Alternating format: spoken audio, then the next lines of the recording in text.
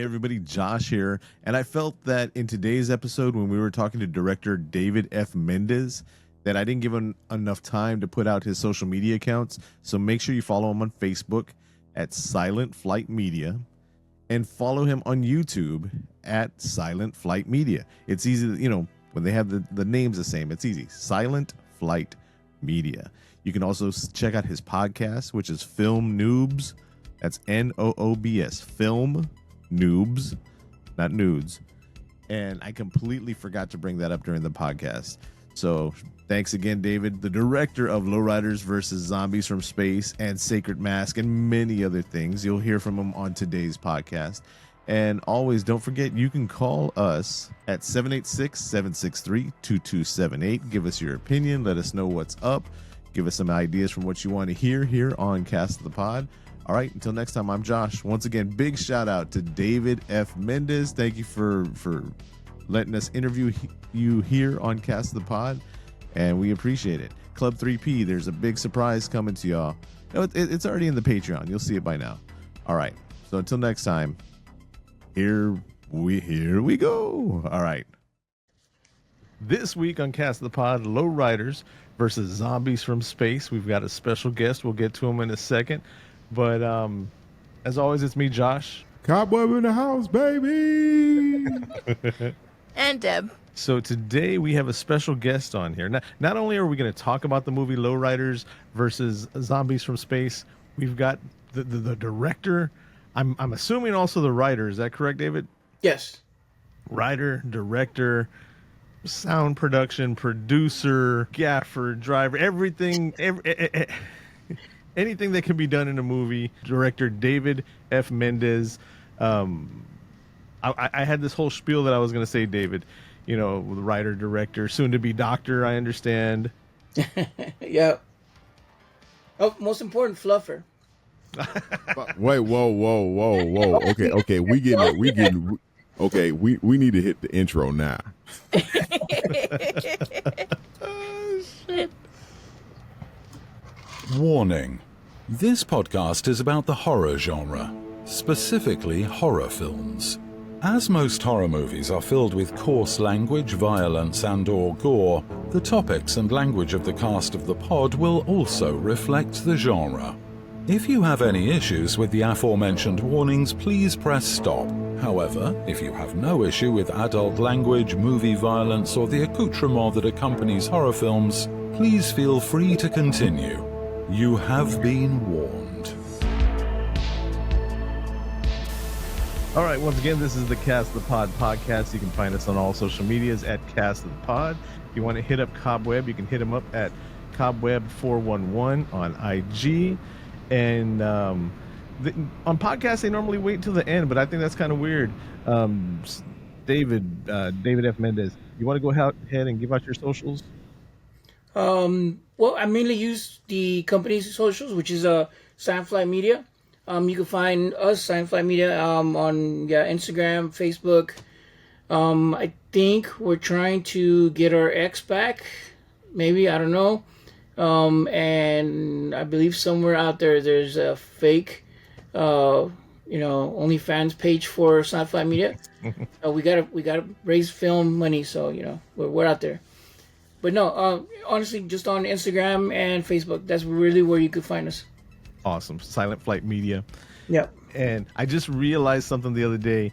It's at the beginning of Sacred Mask, which you were nice enough to let me be in. I got to put myself over, Oh, man. Always. But I noticed at the beginning of Lowriders versus Zombies from Space, the movie we're talking about today, I don't know what the technical term is, but the intro for Silent Flight. Yeah. I don't know if you remember, I had a hell of a time saying tecolote. Yes. Yeah, it took about 3-4 takes, but you got it though. You got it. That's neither here nor there. We don't have to tell them. You're perfect right now. Yeah. Well, I mean, yeah. Now he's got it perfect. What did you have to say? Tecolote. Tecolote. El tecolote de azul, right? El hijo de tecolote. I think that's what was. It wasn't tecolote. I was stumbling you. It was because you were putting hijo de tecolote. So when you add hijo del tecolote, that's what kind of like that rhythm kind of trip me up. Yeah. It's the cadence. It's the cake. So what I didn't realize is on the logo, there's a tecolote in the logo for Silent Flight. Is that where? Once again, trying to put myself over, and Sacred Mask at the same time. Is that where you got the name? Yes, actually it is. Our favorite animal is pretty much the owl. And because the owl is kind of smarter than most, and it's just wisdom and so forth, we try to embody that for the company. Nice. The other night there was one by our window. I was trying to go Really? to sleep. Was it white? It was. Yeah. It kept. Whoo. Chip, we couldn't see it. Yeah, we couldn't see it, but it was by our window. Because it could have been a lechuza, and then that's Yeah, I really wasn't different. sure about that. Whoa. I'm gonna keep on saying the name because we're gonna rewind and we're gonna talk about lowriders versus zombies from space. But going back to the owl, the night before Deborah and I got married 30-something years ago, right? I went and stayed at my parents' house, and she was at her parents' house, Yeah. right? So I'm sitting in the backyard, and this huge, ginormous owl lands probably about 10 feet in front of me. Opens up its wingspan, and I swear its wingspans were my arm span. And it just stood there, and then it put its wings down kind of like a coat in front of it. Yeah. And I just sat there chilling, looking at it for like 3 or 4 minutes, and then it flew off. That is crazy. And then, you tell people that, they're like, oh my God, it's a bad omen. It was 30-something years ago, so. It's an owl, okay? Oh, bro. I just been freaked out that you had that junk. I Well, wouldn't have stayed there, man. You know how I am about wild animals, bro. I don't play that junk. I don't play getting with the wild nature stuff. That's why we came here to talk about lowriders versus zombies from space. Cobweb's always trying to get me back into gear. No, but I was gonna say, South Texas, this area for Latinos and all that, owls are a big thing. Yeah. Yes. Yes, very. Yeah, depending on how you look at it and what side of it you're on, it could be good or bad. But like I said, it's been 30+ years, so knock on wood. Yeah. So, David, I was reading this was your first feature film. LVZ, yes. You'd worked on other stuff before, but this was your first feature. Yes, I had been in the industry for about 3 years before I finally decided to do the actual feature film. I had been working as an audio mixer boom guy for pretty much anybody and everybody that I could get a hold of, and my thought was that in order to build up my little community, I had to be out there in the community. Right. And the best way to do it was either be PA, which I hate being a PA, or kind of fulfill that niche of where everybody needs something, and that's an audio guy, because nobody ever thinks of an audio guy. And so I was like, okay, cool. So I kind of studied up on being an audio guy, got invested in little equipment, and before you know it, I was on like set after set of people's shorts, web episodes, and so forth. And so I started kind of nitpicking little people here and there that I kind of liked working with, because as an audio guy, you get to listen to everything. Yeah. Not just you hear, but you listen to everything that's going on set. And so that was my biggest learning experience from being an audio guy, that I got to learn who they really were behind the camera, or when the cameras weren't rolling, or so forth. And so I started nitpicking all these little people, and I was in school, because I was still under my undergrad, and I was learning about film and all that good stuff. And me and like 2 other military buddies got together and were like, oh, dude, let's shoot this thing short. Because it was a short to begin with. But again, because all of us have been working in the film industry, we're like, dude, I know so-and-so, and he could bring in so. And before you know it, I have like 20 stunt guys. I have, 3 complete camera gear equipment guys, and I have a steady cam operator. We have catering. I was like, what in the world is going on? This is supposed to be a short. It's a student short, but no, we ended up we fluffed it up a little bit, because again, it was my first, so I was still developing a lot of my ideas and where and how to make a feature film. But we got it out, man, and we're pretty proud of it, even though I know. And hopefully later we could talk about this. I know it's not a feature film, but to me it's my feature film. You know what I mean? and so that allowed us also to kind of fund what we are now. Sacred, now Sacred Mass, but Sci-Fi Media. That's our basis. That's where we came from. You know what I mean? That's Literally- amazing. That is literally amazing. building the community. That's awesome. That's something that I'm in the wrestling world and used to be the music promotion world. That's a lot of things that are missed. Building the community, it's automatically just like, I'm going to do this here. You need to help me. You see a bunch of that, but No, yeah, putting your work. Yep. Pay your dues, earn your stripes, and get the people that you trust around you. Yeah. That goes back to also because I was military. So for 20 years, I've been developed that way. And I've been developed that way because that's the way pretty much they kind of mold you in the military as a team builder. So when I got out, I fell in quickly into the film industry. Like, man, this is perfect because everybody has a job. It's a set job. You do it well, you do it together, and bam, at the end of the day, you got a badass project or something, Yeah. David, let me ask you a question. At what point did you, when you sat down and you looked at this and you came up with the idea for this movie, did you actually think, I can do this? I can make this movie? And what was it that just keyed in to everything and just said it? Because everything has I always think as a tangent in life. Yeah. You have arcs. With certain points in your life where you know that if you can do something, you can do it. Do you remember what that was? Yes and no. And I'll be honest with you, Cobweb, because there's a lot of times when, even with our second project, I was like, okay, I did a movie. I got it into distribution. How the fuck I did that, I don't know. So I'm going to do it again. And I tend to say this to a lot of people. I'm like, you don't know what you can do until you try it. Point blank. And with the film, even now, I'm like, I don't know how the hell I did it. I know I had a bunch of friends that pushed me to it, and it was a combination of like, hey, watch my beard. Let's do this. And it wasn't just me. And that's one of the things I do pride, at least our company, the fact that it's not a David F. Mendez production or a David F. Mendez movie. And a lot of time you'll see that on our stuff that we put, it's a Sci-Fi Media, whatever. Because it's not just me. Even though, yes, I was the director of it, but one of my buddies was the one who came up with like, hey, dude, I got a bunch of stunt actors. We can make this really badass because they want to do work. And so he's the one who pushed me for that. And then it was one of our other buddies. He's like, bro, you're sitting at 20 minutes. Can we fluff it up a little bit? And we all started throwing ideas to get it to that 45-minute mark. So it wasn't one specific point. Because even now, every time I step that first day when we woke cameras up for Sacred Mask, I was nervous as hell. I've never been into the wrestling world and from behind the curtains, but 13-year-old David has, yeah, El Santos, yeah, it's like, Yes. The Rock, yeah, fuck yeah, but to see everything behind and develop and to understand the mechanics and the culture and what goes on in the wrestling world, just like in the lowriding world. Man, I've been in the lowriding world since the 90s doing as a photographer. So I knew a lot of cats, coming up. So when it was my time, I was like, well, shit, let me put a little limelight on them and maybe some of them will show up. And before I know it, I have like 3-4 clubs that are joining in as long as I have beer there and we're filming a film. And I was like, wow, how did that happen? You know what I mean? Okay.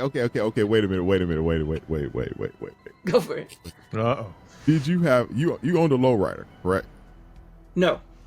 You never had a lowrider. No. I'll be honest, I have never owned a lowrider. No, okay. I bought a 86 Cuddy and I started trying to fix it, but then I joined the military. And I never did anything with it. So yeah, that's as far as I got to owning a lowrider. Okay. I had a Cutlass Supreme. I had a 77 Cutlass and a 77 Monte Carlo. See, there you Yes. I had a Monte Carlo as well. Oh yeah, we didn't. We had a Lincoln Mark IV, Mark V. Mark four. Something. Yeah, no, but don't go there, Deborah. No, That's what's up. I was gonna say that when you were talking about like building things up and having the crew around, I didn't realize because I hadn't seen Lowriders versus zombies from space. Now I know why you say LVZ because it's a mouthful. Lowriders versus zombies from space. One of my lines that I was kind of hesitant about, and you said make sure to go throw it in there, was putting over like the hybrid school of wrestling. Yes. Right. And I was like, oh man. But then after we saw Sacred Mask and all the other companies like Heavy Metal and everybody else that was put in there, you let everybody put themselves over. You let everybody, you highlighted everybody's product. Of course. The different companies and all that. And then when we went to go see, when we saw LVZ and you see the different car clubs using their real tags, Yep. and then you saw the vodka spot. And they may have been a sponsor, I think. Yes, they were actually sponsored. They paid, well, shit, I don't care. They paid $500 for that little spot. But after that, they really put us over because if you go to their website, there's a link for our film, which we never agreed to any of that. Nice. Then at the Alamo City Comic-Con, they had offered me to go on there and display some of our merch and whatnot, which the T-shirt. And so they really took care of us. Every time we saw them, I was kind of getting drunk because they would give me like 2-3 shots from the vendor stuff. Beautiful. It was gorgeous, but it was really good once you build those relationships with vendors and with other people and companies. Man, you get so much more done.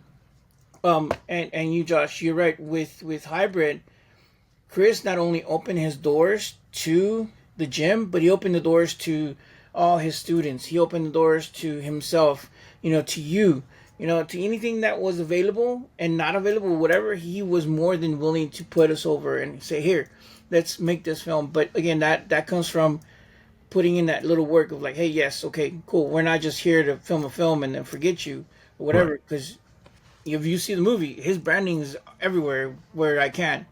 Because again, I was so thankful for what he did for us. Nice. I did do the graphic that you threw at the beginning. I marked out for that. Cobweb, we got to see this in the theater. David took going back to Sacred Mask, even though we're talking about Lowriders versus zombies from space. He took it to all the all the what do you call them, the Film festivals? The festivals and everything like that. We got to see it in was it Santikos? Yeah, it was Santikos. On the big screen and everything like that. And it was pretty cool. Like, I didn't know that the movie's starting, and then I see the logo for Hybrid that I made up on the screen, and I was like, face got a little warm and everything like that. I was like, oh, that's cool. I was like, you did that. And then it wasn't until I saw myself later on towards the end of the movie on the screen, and I was like, geez, I'm fat. Oh, wow. They say the camera adds 25, 30 pounds, right? Well, when your head ends up being 20 feet tall, 20 feet wide up on the screen, it's like, oh, man. It just... and I'm going to embarrass my wife, but I tend to do that a lot, and I'm pretty sure you do the same thing, Josh. Mm-hmm. My wife's blessed, and so every time I put her on screen, she's like, oh my gosh, they're that big. I'm like, yes, they are. I'm like, yes, God, thank you. Oh shit! Look how red my face got. That's good stuff. So let me read we call it IMDb here. Okay. I know it's IMDb, but that's our little thing. And I believe your missus wrote this up. A micro-budget independent film made by an almost all-Latino cast and crew, inspired by sci-fi classics and B-movies. The film pairs unlikely heroes with unlikely weapons in an attempt to save the Earth. Yes. Nice. Director David F. Mendez, who we have here, stars Mario Herrera, Cristina Cruz Rodriguez, and Adi Cardenas, who I feel bad because her name hasn't been branded into my brain yet, but the grandma from both movies. Oh, Emma. Dude, she's awesome. Yeah, she is. She's wonderful. She's been with us from the very beginning, and every time I can use her, I'm gonna use her. Not only that, but she was in like Queen of the South. Wow. She was on a HBO special. So yeah, she's got some clout behind her, but every time I call her up, she's more than willing to like kind of stoop down a little bit for us and be in our film. But she's wonderful, man. I love her to death. she's got that vibe where she really feels like she's not old enough to be like my grandma, but she feels like a tia when I see her on screen. Like Yeah. she feels like a family member. So She does. You know, one of the biggest thing that I love, we were at the premiere because we held our premiere for LVZ at the VFW that actually hosted us. So we were there, and there, when I got up, there was like 200 cholos all tiki down and everything behind me, and I was like, oh man, that was the first time I ever did that. But then when we were taking pictures, one of the cholas that was there, she's like, hey dude, I want to thank you. I'm like, okay. She's like, I want to thank you because I saw grandma, abuelita, and for the first time I remembered my grandma. And she started tearing up. And I was like, oh my wow. God. She's like, I want to thank you for that memory because I know it wasn't in your movie, but I remember my grandma because of that. And I was like, hell yeah. Fuck yeah. Yes. I was happy because of that. I made somebody feel something good. Well, not me, but Emma did. And so yeah, it was wonderful. I'm telling you. I wish you could have been around to see that because we did. We premiered it at the VFW. I wasn't like very knowledgeable on how to get into theaters then, but again, because we had been filming at the VFW, I said, man, let me rent out the whole VFW, and yeah, we rented it out, partied that night. It was really, really.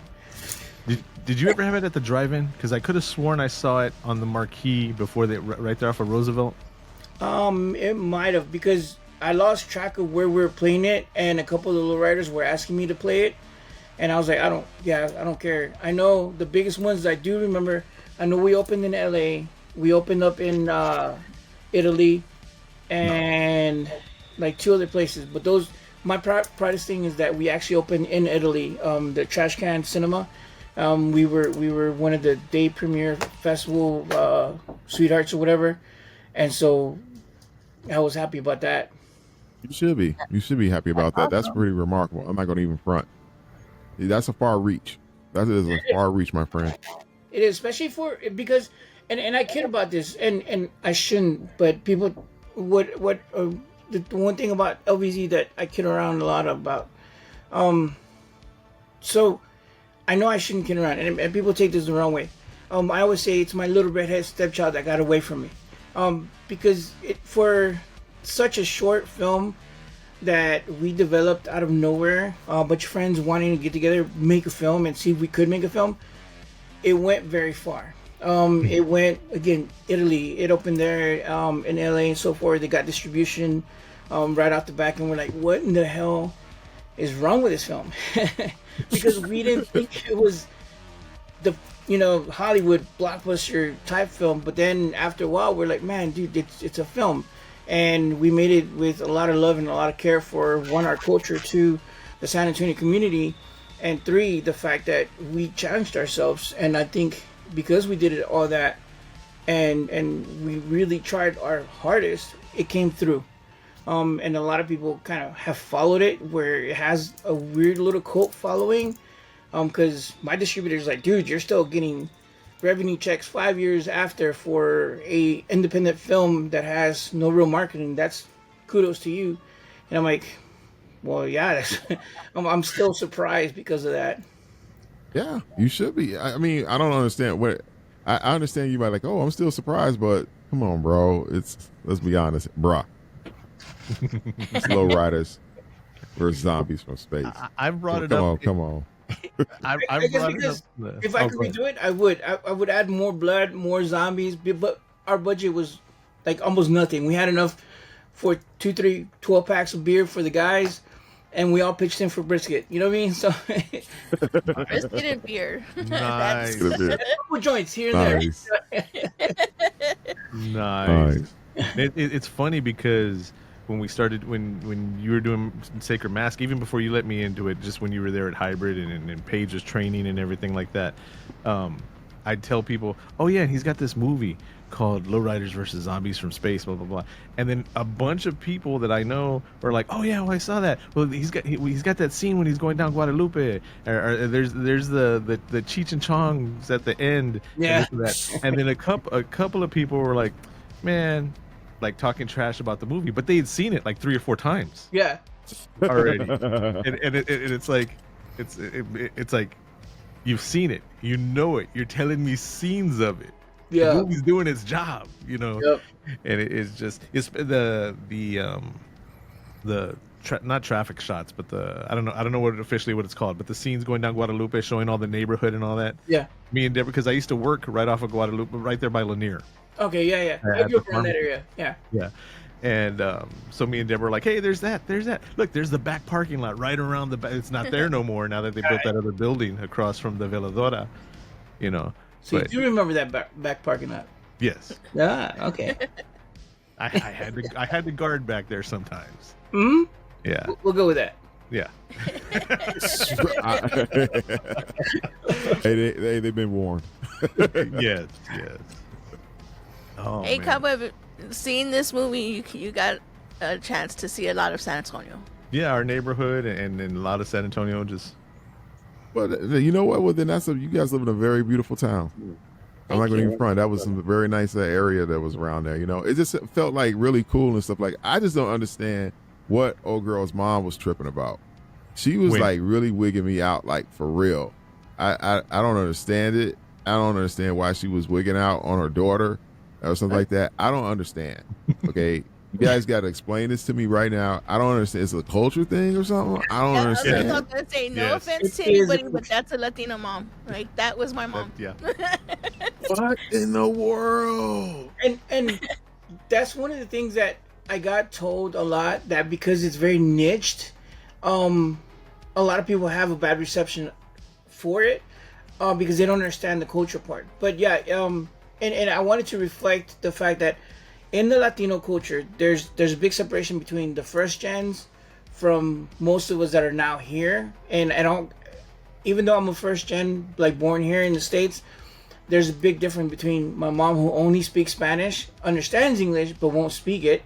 And then, like, you know, some of my tias who kind of grew up here, have a mocho, which is kind of the English, Spanish, kind of like, and the dialects is there, but they're still more tied over there. And then there's us who are more English speaking, and our Spanish is horrendous.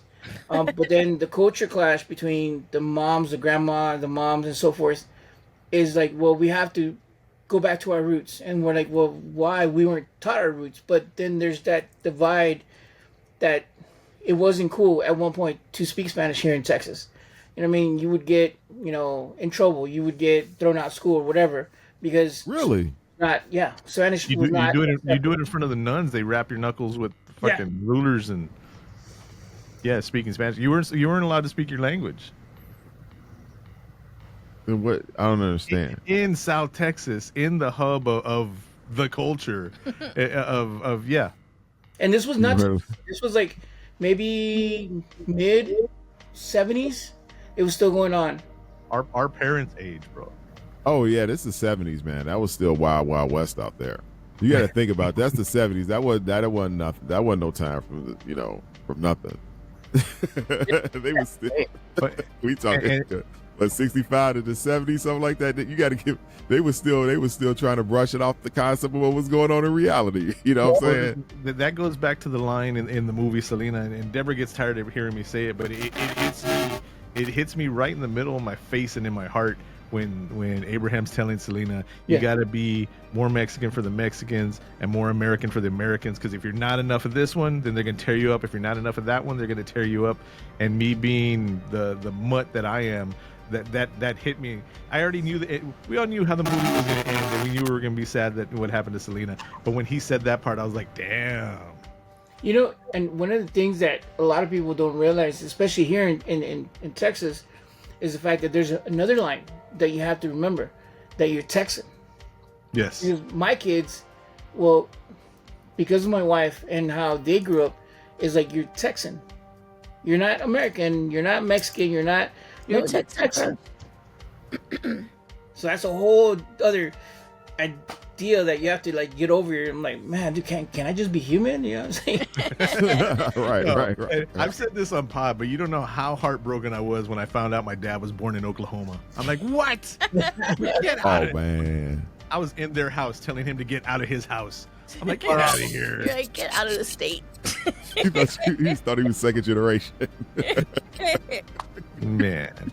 No, but I do want to. I know we jumped off, and traditionally we talk about the story about what's going on and all that. I do want to say though, props to the. I'm assuming he was a stunt guy. One of the waiters that speared that cop. Yeah. That was a badass spear. And then there's a couple other scenes where I think it's the same guy that jumping all over the place and all that. There were a lot of It's jumping. two main guys that were doing most of the stunt for jumping. Man, I'm trying to remember his name now. You put me on the spot. But yeah, he did the jumping the cop. Mark Morales or Roland Mercado. It was Mark. Mark was the one, the high flyer, because he flew over the bar also. Yes. And that was a cool scene because when we were shooting that, and the bar sits maybe about a good 5 feet off the ground. So this guy takes a run, jumps, right? And we have pads all in the back, but there's not much where he could land safely before he hits glass or whatever. So he jumps, right? Clears it. The waitress turns enough and everything was good. So we're waiting to call cut because we're like, okay, the stunt guy needs to give us a thumbs up or something. We're waiting. Man, dude, okay, now we're at a minute. We're like, fuck. Did he like break his neck or what? And we're like, okay, can somebody check on the guy? And he pops up. He's like, I'm waiting for y'all to say cut. I'm like, oh, dude, come on. Wow. He's like, I don't want to run the shot. I'm like, oh, dude, come on, man. It's like, give us a thumbs up. You're good, you know? But yeah, we had a lot of fun doing a lot of stunts for that one. Now I am personally not military because of health reasons. I wasn't able to get in. One of the first people on my dad's side of the family to not be in the military, which kind of sucked. But because my family being military, we were always around VFWs all my life growing up there and all that. And the rapport between the sergeant major and the bartender, I was sitting there. I'm like, yeah, VFW. Yeah, exactly. I can see that. They're all like that. That was good stuff. But You know, I actually went and looked up some stuff about about the VFW. You know, for like events that they have there at the local VFW. I mean, they're pretty busy. Yeah. oh yeah, You know, this is not an easy thing to get up in there. You got to book in advance. Yeah, we had well, the first time we booked it, we were out about 2-3 months in advance, but then we had to go back and we do shoot some stuff. But at that point, I think it was Katrina who hit, and so we had to wait a year out before we could get back into the VFW. Oh, for real? It was on hold that long to make this movie. Yeah, I hadn't been around 4700 in a long time, post 4700, and it looked completely different. That's out there on Frio City, right? yeah, it's right there in that nice little cut. Yeah. So when did you, in the writing process, when did you decide? Let's going back to the beginning of the movie. Okay. Well, when the two friends are out there in the fields and they find the weed growing wild, when did you decide that? Was it a comet, or was it like a ship? Something that It was a comment. and it irradiated the weed. Yeah. That's horrible. That is horrible. That is just the whole. Okay, first of all. I knew somebody on this podcast near and dear was gonna. I'm just not digging the whole concept of the bad light that this zombie weed has on the regular weed of today's society. You know, because people give you all these crazy names to all this weed and everything else like that. But the fact is that they said that this weed would turn you into a damn zombie. Yeah. No, he said it'll get you walking all like a zombie. You know, It was a total disclaimer, you know. right? No, man, that junk ain't like no. I don't know if I would have smoked it. Bro, he gave them the "you have been warned." He's like, "Man, you take this, and it's gonna get you all walking all crazy like a zombie and everything like that." No, but you're gonna be fucked up, fool. And it's just, that was that was their "you have been warned." Yep. Okay. I'm pretty sure it's full. if you think of all your listeners, how many people would smoke damn alien zombie after Oh you know yeah. Josh gave him that explanation? They'd be high Yeah. as hell. They're like, oh, okay, no. He's like, oh, Yeah, I can Why see didn't you that. say that sooner? I can see that. I can see that. You know, I might have been like, okay, alien zombie, okay, that's like you know, because they got those moon rocks and everything else like that out there. All You the know, so messed up names and stuff. Yeah. yeah, so I can see that. I can see that. Next thing you know, you all fucked up and you got crazy looking eyes and throwing up vomit on people and turning them into zombies and doing all the hoopla, heaping and. David, can I tell you my favorite line from the movie? go for it. If anybody, I'm gonna paraphrase it. If anybody shows up, just pretend you don't know nothing. Well, for you, you might not be playing around, but when he tells them at the beginning. My favorite part was when they were sitting outside, and I don't know, remember their names, but the driver was getting ready to smoke, and he looks down. The other guy was like, "Oh, look!" And it was I think it was the girl that ran across. Yeah. And then he looked up. He's like, "There's nothing there." And he looks down, and he's like, "Oh, look!" And then it's a zombie, and then the zombie gets hit. The zombie looks at him and blast. And then the other zombie sits up from the back seat, takes a takes joint, lights it. Right, I forgot about him.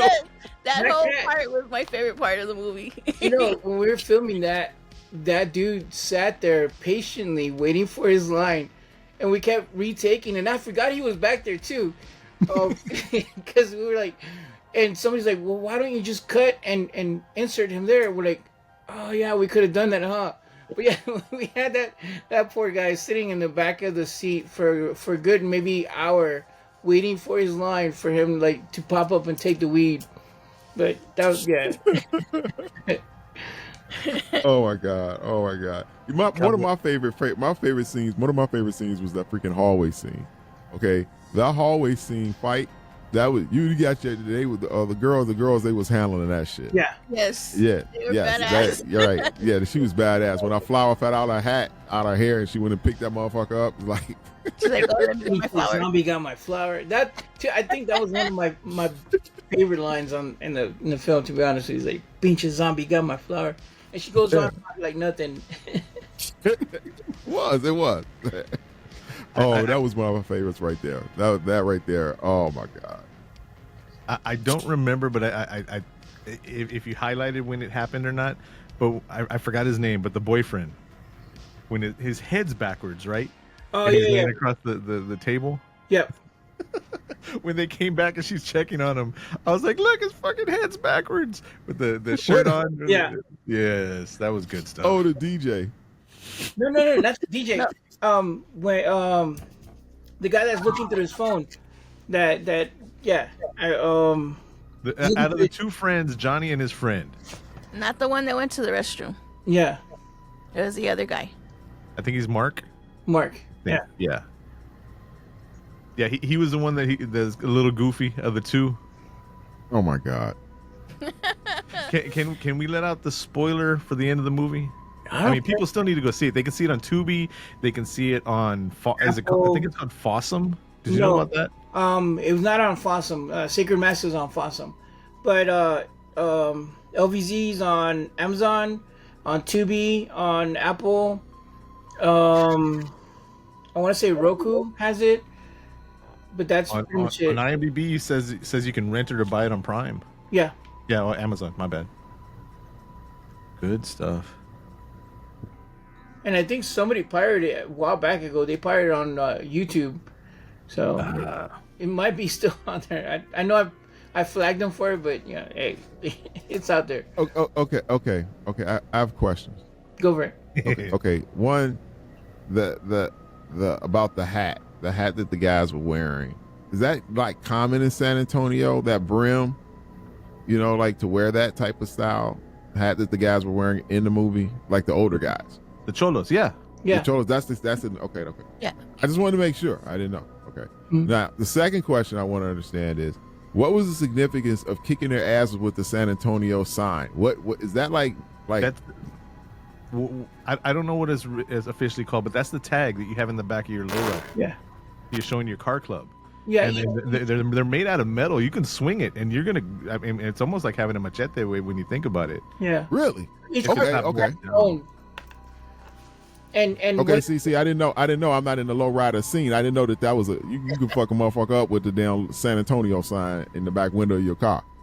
well, their car club is San Antonio Lowriders, some of that. I can't remember. I think they merged with somebody else. But yeah, at that point, it was like San Antonio Lowriding or Lowriders, and so Yeah. that's their sign. Because you got the two posts that where it's mounted in the back of the car. It's a depending on who makes it and all that. I mean, it's a sheet of metal. Mm. Was that Davey? The little guy with the tag, was that Davey? Yeah. Oh, okay. But, Okay. Now, next step. Next. No, okay. The hydraulics. Go for it. what about him? How many takes did you guys take to get that beautiful? Because that was beautiful. That was filmed very nice. Which part? Bounce The into whole part zombie Josh? Or Yes. Well, there was a couple of parts with there was just the hydraulics by themselves. Right. The hydraulics by itself. That's the first one I want to know about. That's the main one I want to know about. That one didn't take us but like one shot. Because the guy who was doing the hydraulics, that was Silok. And that's what he does. Well, he did it because he passed away now. That was his main thing. He would do the dancers at shows.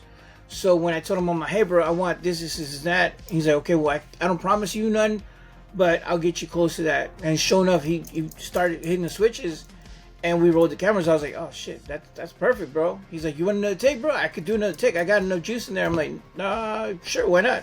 And the crowd was happy. I was like, okay, let's do it. But yeah, it took us one take, honestly, to get just that. And then when we did the zombie jumping on top of his hood, he's like, well, how high do you want me to jump it? Because if the higher he gets, when he hits back down, he's gonna hurt himself. And the stunt guy goes, I don't care, I'm wearing pads. He's like, okay, fuck it. And he started hopping it. And at first, the stunt guy, he's like, okay, I'm gonna do it. It took him a minute because he started seeing how high it was getting, and he's like, fuck. All right, so finally he jumped in, and he hit pretty hard. He hit like twice, I think, and then he rolled off. But when he rolled off, we had to make sure that we caught him because the car was coming back down. So yeah, we had a lot of stunt people there making sure that as soon as he hit the ground, we pulled him off and he was clear from the car. But yeah, that also took one. It only took one take because after that he was like, yeah, I'm good. I didn't think I was gonna hit that hard because you could see in the show in the movie that the car comes up and hits him and you hear the hit. And then he goes down and he hits again. So yeah, he took it pretty good. As a legit bounce on the bounce.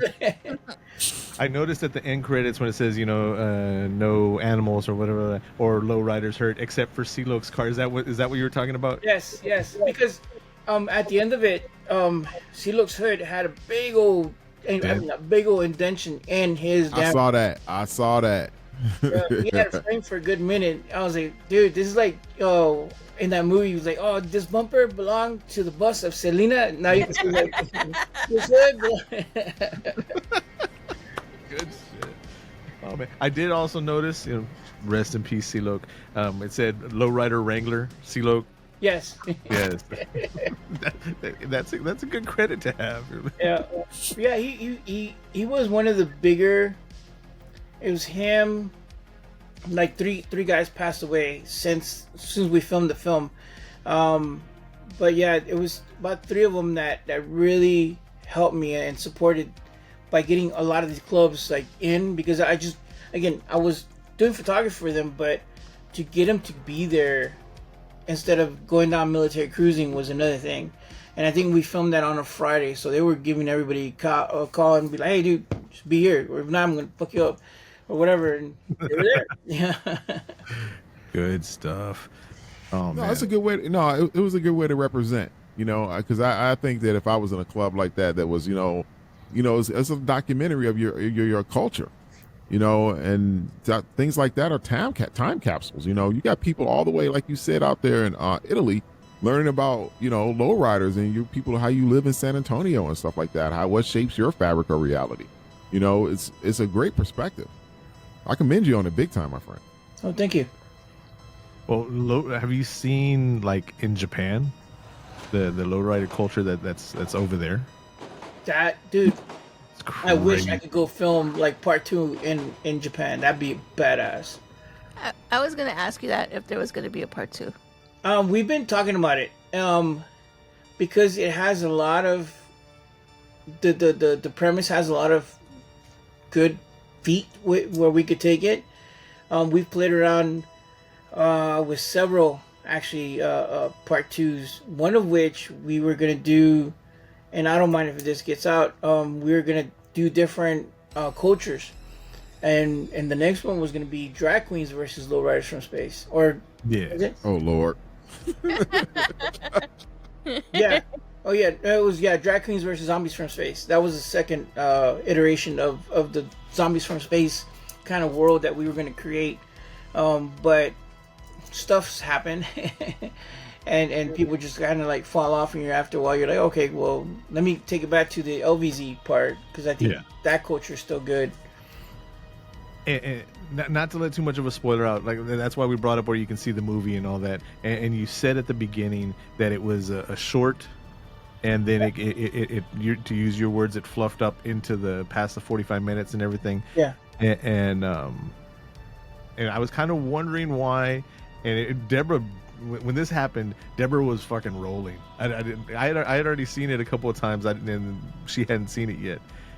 At the end, when Johnny walks out of the bathroom, completely missed everything. Yeah. Did you do that on purpose, or was that just tying up a plot hole, or was it was that purposely done for comedy? Yes and no.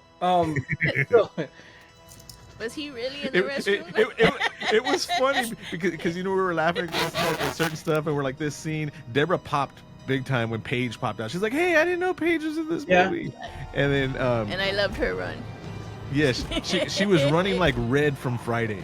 My What? grandmama gave me that chain.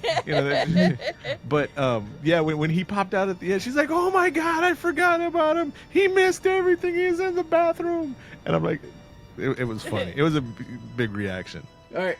So at first we were gonna kill him off in the restroom, because he was set to die by the script in the restroom from a zombie and everything. And so he started this petition of hashtag don't kill Johnny. And Are you serious? Are you freaking serious right now? we're filming this, and this motherfucker starts getting all his friends to hashtag don't kill Johnny. And we're like, man, okay, whatever, dude. And so we kept filming and whatever, and I completely forgot to film that one. I'll be honest, I forgot to film the death scene for Johnny. And so we're sitting there, we're like, dude, that's again giant big plot hole. Thanks, Josh. It's No. giant plot hole that we kind of like, okay, we forgot something. We forgot to kill off Johnny, and where everybody's wrapped. And so my DP Jessica, she's like, hey, what if this motherfucker comes out of the restroom because he missed everything? Because remember, last time we saw him, he was going to the restroom. I was like, was he? And she said, yeah. And so we took like half a day to look at all the footage that we had, because remember, we had to go and wait for a year to get back in there.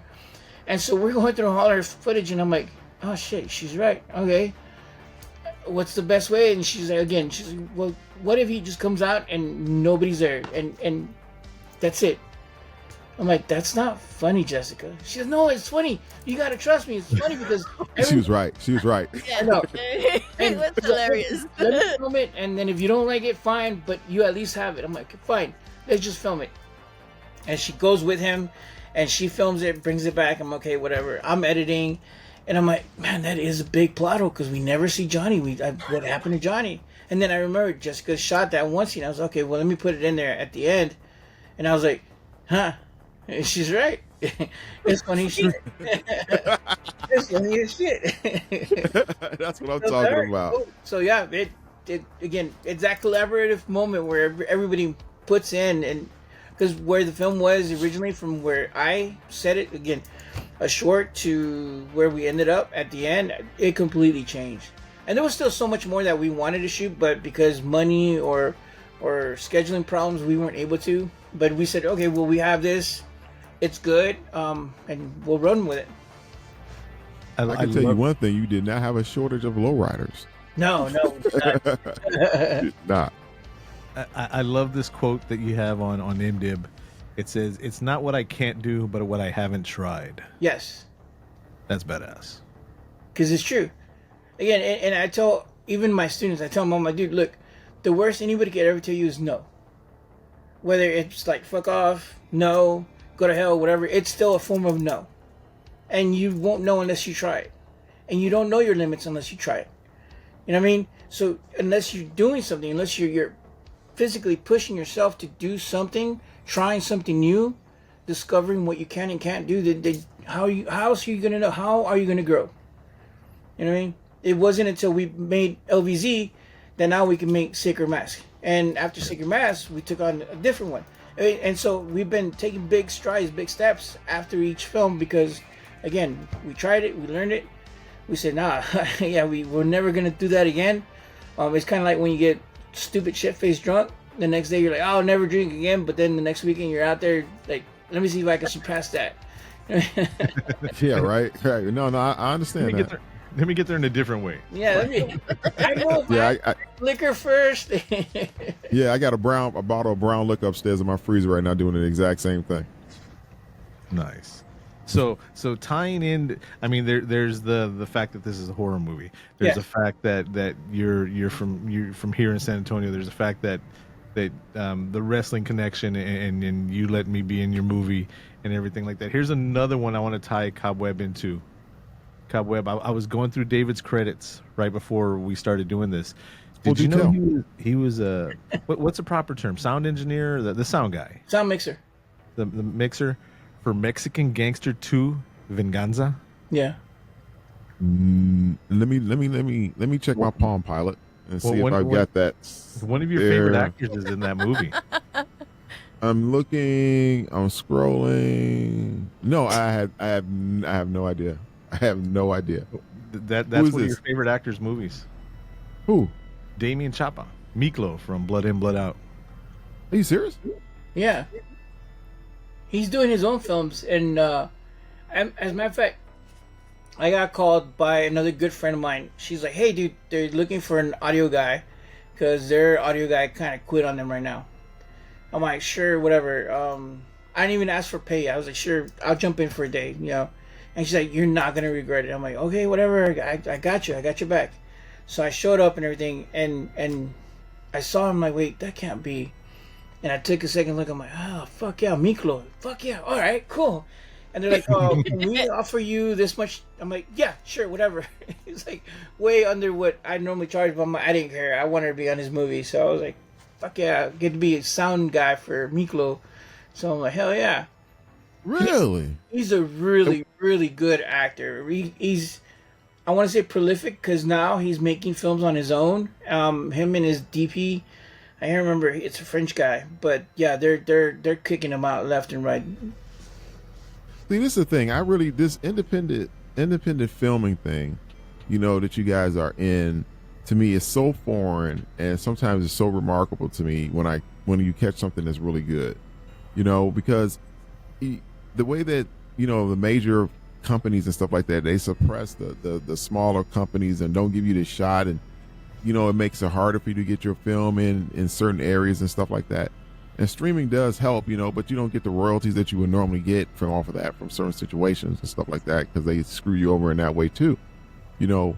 But when you get a film and you can sit back and you can enjoy it, you can see how it can shape cultures and stuff like that. You told us earlier that you had a cholo chick that was sitting up there telling you that she was thinking about her grandma and stuff like that. You know, I mean, I don't understand. I don't understand how people cannot grasp a film like this and not understand the difference in cultures, that how we can all be alike, because it really does break it down like that. I mean, all we got to do is survive. That's all we're trying to do. Yeah. We're trying to survive a freaking zombie outbreak. And you know what? Fucking Lowriders can fucking get the fucking job done. So, you know, what else? I don't understand. I don't understand the problem. I have a question, and it's not critical, but it's something that in my imagination, and I probably put way too much thought into it. Go for it. Because me and Deborah were both. Hey. me and Deborah were both coming up with why this happened. Why were there bricks in the back of the car? You told me not to bring that up. I know. Yeah, what was up with that? She wants to know. And before you say anything, can I say what my imagination went to? Go for it. I was like, maybe they were playing on the innuendo of having like bricks of weed, so they got bricks in the trunk. No, I thought it was the bricks. I thought it was because for the weight for the car or something else like that they use for like that, especially if you got the hydraulics or something like that in the top or something like that. You distribute I the wanted weight. it to be for bricks of weed. Back in the day, Wait, am I right? Am I right? yes. Back in the day, old school lowriders, to get that flatter. To a point. Yes, they would weigh it down in the back a lot more with bricks or whatever they could find to make sure that they had more weight to kind of counter their cars. So yeah, that was that. If you know, you know, kind of thing about the bricks in the back. But that was kind of like an homage to that, the old school lowrider cats. Good stuff. That's what I'm talking about. I thought they were. I just knew it. I just knew it. See, at least mine was trying to be bricks of weed, and Deborah's like, "Oh, they just keep them back there to throw at people randomly." Oh, damn. Fuck, Deborah. Damn. Hell no. Deborah just said, "Oh, you know what, motherfucker? I got your ass. Come back around the corner, throw a brick at you on the side of the street." David, let me ask you: They knew there were zombies coming. They wanted to throw the bricks at the zombies. be prepared. Yeah. Whenever there's a zombie break. You never know. Oh man. Wait, you don't have bricks in your car? Wait, We have everything else except bricks. We even have a chair in there right now. Yeah, literally, there's a chair in the back. Yeah, just in case we have a wrestling match somewhere. You know. Man. David, I'm like, what? no, we had two different wrestling shows we had to do this past weekend, and sometimes you get there and both of them were sold out, so you got to give up your chairs to the paying people and all that. So I needed to make sure I had at least one chair. Yeah. There. Oh, it's not that BYOC. Yeah. bring your own chair. And then can we talk about me for a little bit, because even though we have our special guest director David F. Mendez here, everything centers around me in my world. Of course. But, Your show. here I am trying to put myself over poor me, Josh being old and sick and blah blah blah blah blah. I need to make sure I have a chair with me, right? And Kevin Von Erich's there, 68-year-old, 67-year-old Kevin Von Erich, all the stuff that he's been through and all that. Right, walking around barefoot on the rocks. Like nothing.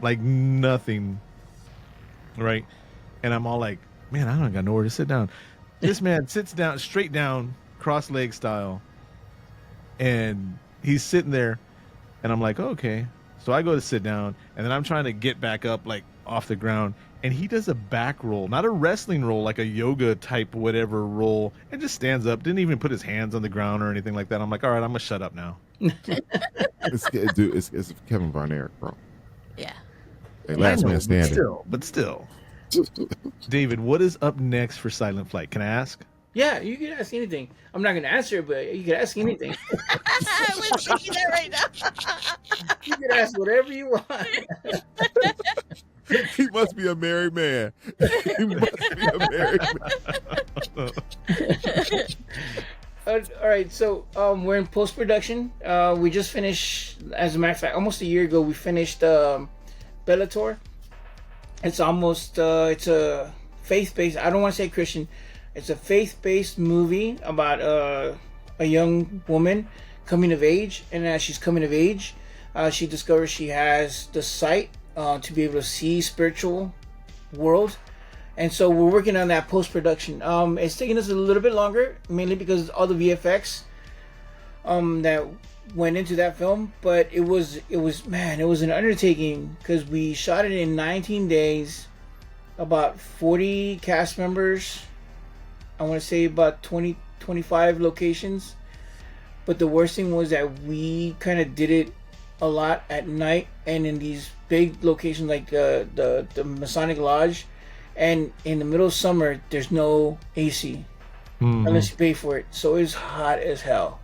So we had a lot of like, grab your big boy chones on and keep chugging on, you know what I mean? So we finished that. Right now we're in pre-production with 2 other projects, and we kind of changed the format of our company a little bit, because before it was like you said, it's my fucking company, you know what I mean? It revolves around me. But no, we kind of started like, okay, well, we have 2 films, we have 3 films done, what next? And I was like, well, I'm in the middle of my PhD, not to fluff my feathers anymore, but I'm in the middle of my PhD, but I want to keep filming.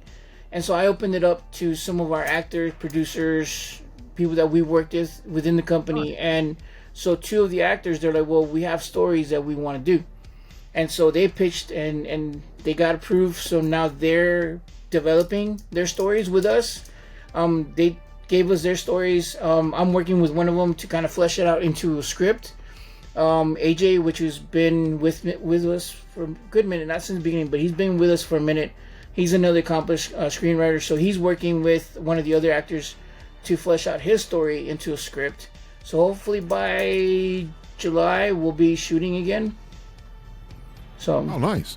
yeah. Yeah, we are recording this at the end of March, so just for a time reference right there. That's badass. Man, Deb, any other questions? Anything you want to point out? I think I. Cobb? Yeah. Uh-oh. He's thinking. I understand about the mom now. I understand about the hats. I understand about the bricks. I understand about the ending. I think that covers it. Talking about the hats, there's two really good places you can go. I'll say the secondary one first. You can go over to Trader's Village, and there's 2 hat shops over there. You can get some good hats over there. But I mean, really, if you really want to go the right way, there's Penner's downtown. Been around forever. Yeah. Stop at Penner's. I also like that their big and tall section that's upstairs, right?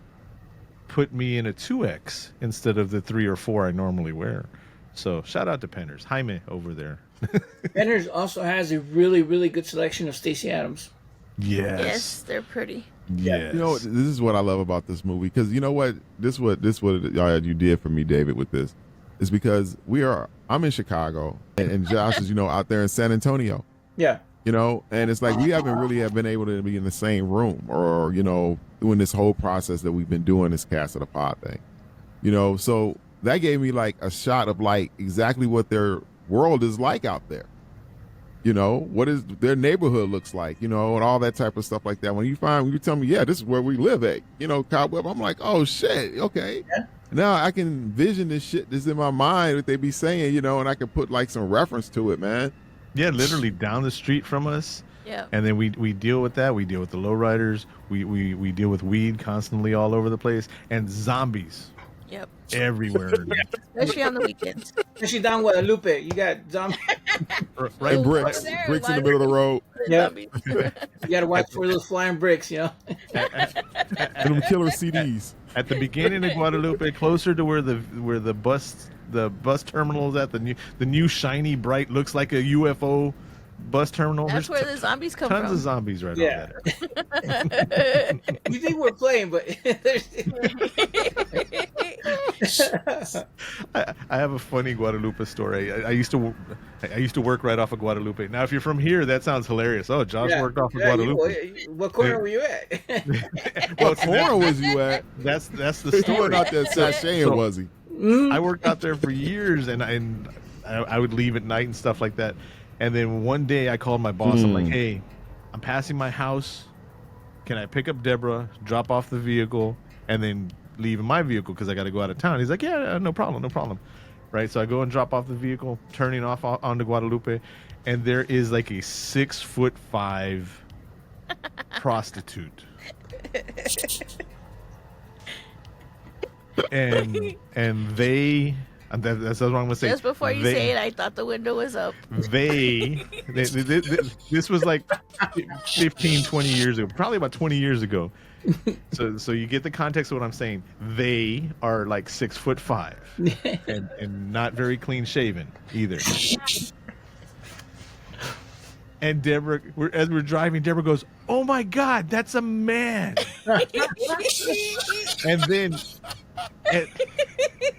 and then in her negligee looking thing that she was wearing, which I had never seen somebody all negligee out on Guadalupe. I've seen people in short shorts and whatever, but this person was like, you see on TV, negligee out, right? Goes, "No shit." The window was down. I was like, "Oh God!" I didn't realize the window was. I just looked at Josh. Hey, I was on drive. Whatever floats people's boats, whatever. But it was so funny because I'm like, the window's down. No shit. It's just like. Thanks, Deb. Debs, I love you. I love you so much right now. Oh my God. All right. So thank you, director David F. Mendez, for being here. We tried to talk, we talked a lot about Lowriders versus zombies from space. Yeah. Man, anything that we might have left out? Anything you want to throw in, David? No. Watch it. Watch it. Rate it. Leave us a little comment. We always appreciate it. Because it helps the metadata. It keeps the film going. And Josh, Cobweb, Deb, thank you so much for having me here. Again, it's always surprising when I get asked or told anything about the movie, because it's like, man, 5 years. No, actually, we're at 7 years now, and we're still trucking strong with it. So thank you again, guys, for keeping it alive and keeping it going, man. I want to say something that I like doing for movies that I like supporting. And even like how recently Blood In, Blood Out hit Hulu. Yeah.